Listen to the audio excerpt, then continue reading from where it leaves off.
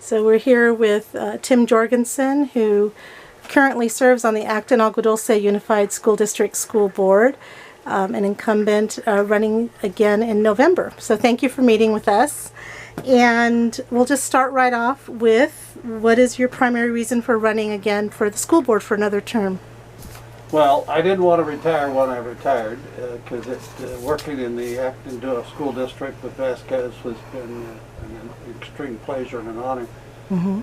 So I thought, well, I'll keep working. And so I was unsuccessful getting promoted, and so I thought, well, okay, I'll retire. And then someone made a suggestion, you should run for school board, and I'd thought about it, but I wanted to do it because I want to continue to work to make sure we have our students get what they need, and they meet the needs not only for those going to college, but those who want to go directly into the workforce. Right. And in your time on the board, what do you feel you've accomplished since your time on the board?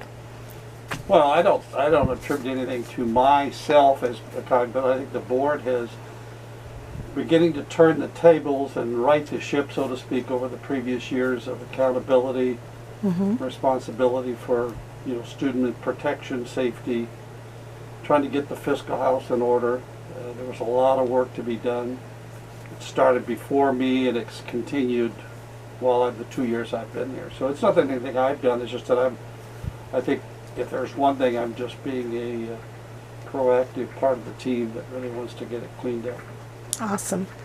Have you tried to implement or change anything during COVID that you wanted to do, but maybe you haven't been able to do? Anything that's come up?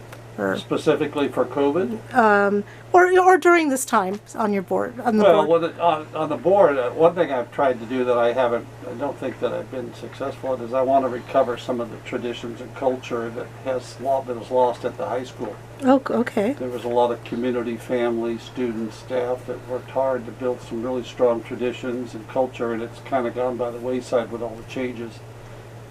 We had a period of time there when it was just discounted and wasn't carried forward, particularly when we moved from the old campus to the new. And there was a lot of conversation and thought, well, we're starting new, so we don't want any of the old stuff. And well, you can get rid of old desks, but you don't get rid of traditions and culture. Right. Yeah, that would be nice. What do you feel has been the greatest challenge so far? I know COVID's a big thing, but anything else? Well, the biggest challenge is particularly, how we ended last year with such a quick end, and that was a tough change for our students and staff and community. I thought of it as a teacher, what I would do, and I realize and understand how the challenges are to continue teaching in that continuity and that connection with your students. So it was a tough way to end the year. There were some minor things that went into play that weren't the best, but was something we had to do to get through to the end of the school year. But I do want to say that the staff and the teachers and the classified, all the employees, and particularly the students, have all been very patient, and they've been working hard to get open with distance learning. I think distance learning is the only place we can be right now. I've spoken to the superintendent. I'm more of an advocate keeping it distance for the first semester until we get to the holiday break and get through the winter flu season, and then hopefully when we come back for second semester we can progress into the hybrid. Okay. Do you feel public opinion and parents have been fair to the board so far, or as far as since you've been on the board? Do you feel it's been pretty fair? And yeah, I think they have. They've been pretty deliberate in their comments. I know that I pay close attention to all the comments and the communications that I receive, and interact with staff, superintendent, because if we take into history, there was a long period of years where there was a total discount, and that was from prior leadership. And so it's been a long road for the board and the staff to change and kind of recover and get back on track. But I think I respect it, and I think they feel free that they can, and there's every opportunity to communicate. You were the coach for football at Vasquez High School for many years, and you're a big athletics person. Are you excited about athletics reopening in the future? I mean, what are your thoughts on that? Well, we've got a lot of work to do. It's, again, that was another area that at the time of my retirement that was being sacrificed for. I don't think that was appropriate, and there was not leadership at the site, particularly at the high school, to manage athletics. So we're a small community that drives on that extracurricular activity for our students. And having a background in athletic administration, I'm very keen on trying to make sure that we give equal opportunity for all of our male and female athletes and their families to enjoy the sport safely. Now, that the CIF has condensed the season into 2 seasons rather than 3. Right. And they mix things around. Hopefully sometime at the end of this semester, November, December, we'll be able to start competition and practice. I'm hopeful we can do that, but it may have to wait till spring. I may have to wait. Is there any statement you'd like to make as a candidate for the community? Anything you'd like to say? Well, I just think they just need to keep their eye on us, to keep the eye on the board. If they see something they want clarification on, to speak up. Go to your site principal, wherever your student happens to be. Interact with the site superintendent, interact with the teacher, and then that will progress up. Comments to the board are appreciated. However, board members have no direct opportunity to facilitate change on an incident-by-incident basis. It's in the bigger spectrum, so we bring it to the attention. If our staff hasn't responded to it, we can ask them to respond, but most of the time the new leadership has done a considerably better job than prior. I'm satisfied with that. I think there's still work to do, but Assistant Superintendent Miss David has done a great job financially to get the district into get the fiscal house in order. It's been a big challenge. She's done a great job with that, and now we have our Assistant Superintendent for HR and Student Services. I'm hopeful that she can get some of the electives back that we lost over the years, art, drama, and some career opportunities for students for those that don't want to go to college. Right. We need to get them some physical hands-on. We can't. I'm a big proponent of shop classes. I still have my desk that I made in junior high, and so it's those kinds of hands-on stuff. And so we have a lot of students that don't go directly to college. They want to go into the workforce, so we need to prepare them. Right. With appropriate math classes and those physical abilities to understand what they're getting into. I think the board in the past, and I can't remember if it's the current board or previous board, they talked about welding trucks maybe coming. Is that something you would still look at, or is it mainly because of cost that hasn't come up yet? Well, there's a lot of it has to do with liability and physical space. We don't have physical space. We've tried over the years to get into automotive through local shops. To have students go out to the shops, but then there's the liability and the insurance package, which really kind of puts a squash on things. Right. But I recently I toured a site down in Sylmar that's called Career Connections that introduces students into the trade of building and framing and plumbing and electrical.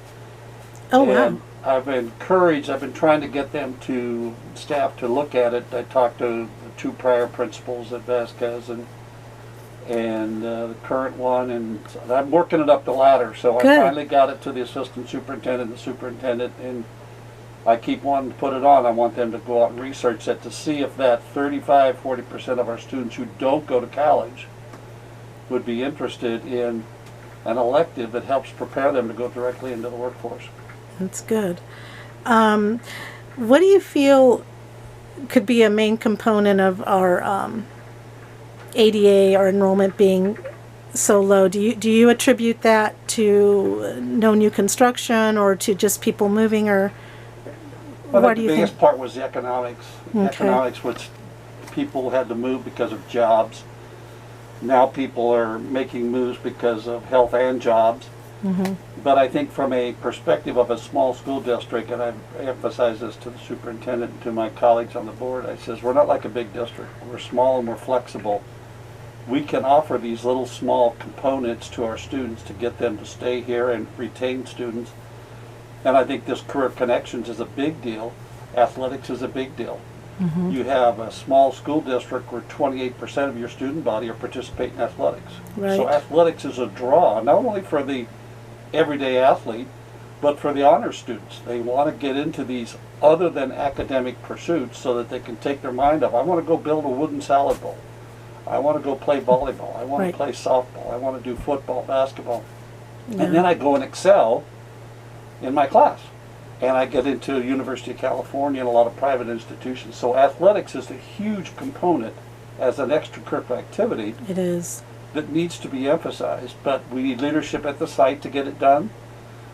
We didn't have that the last couple of years of my employment because the administration there didn't think that was important, and I did a lot of headbutting with them because my background's in athletic administration.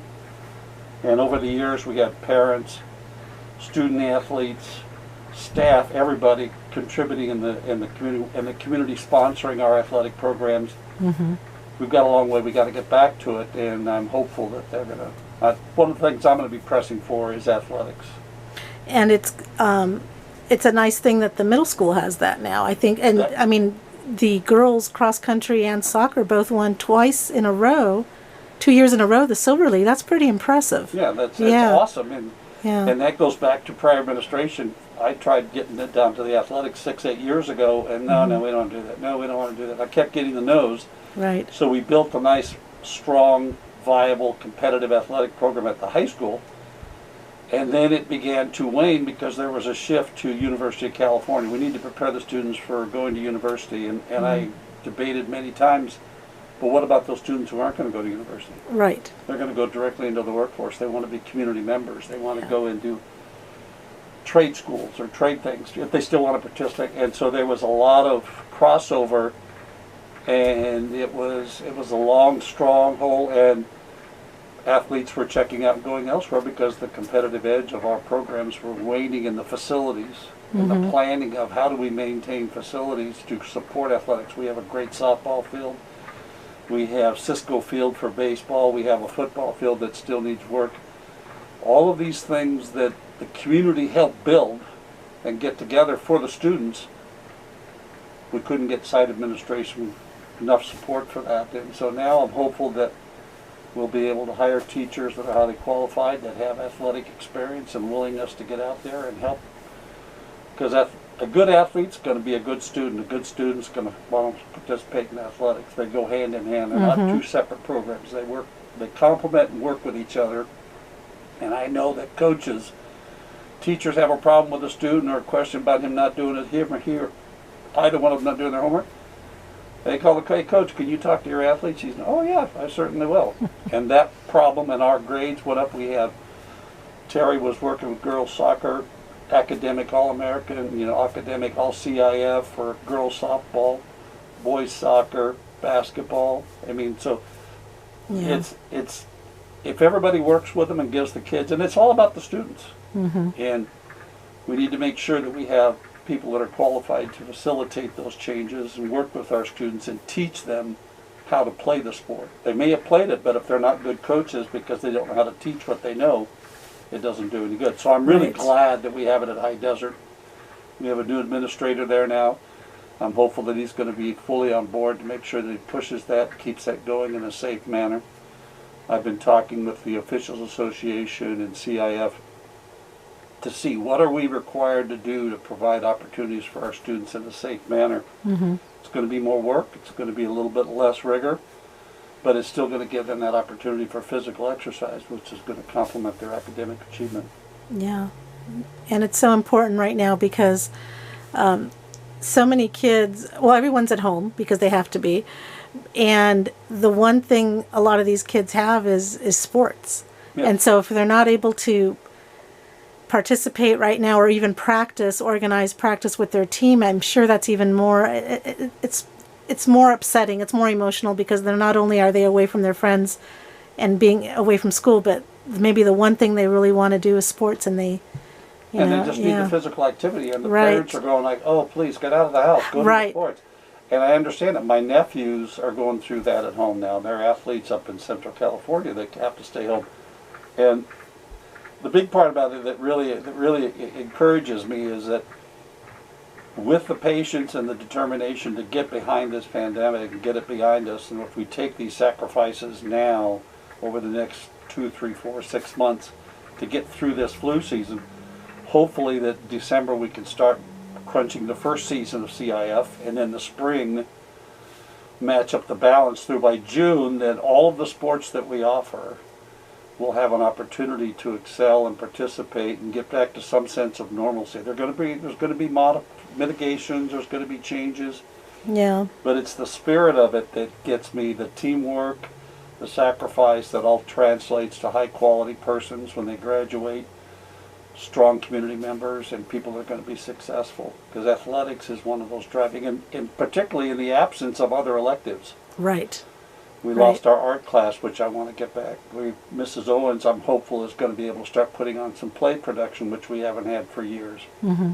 We have a nice outdoor stage. All these things that we have, we just kind of went by the wayside, and that's disappointing to me as a teacher and an educator, but now as a board member, I'm going to go, hold on, let's get back to track here. Let's get back to some basics of what these electives that we can give these AP students, these honor students, and everyday students, and our special education kids. I had sped kids playing football for me, and it was the best thing for them. They loved Right. it. They Yeah. actually loved it, and they communicate well. The team rallies around them, so it's all those.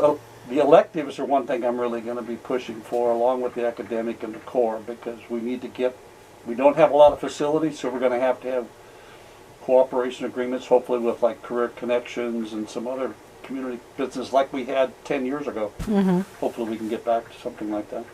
Okay. Well, thank you so much for meeting with us and answering our questions, and good luck to you. All right, thanks, appreciate it.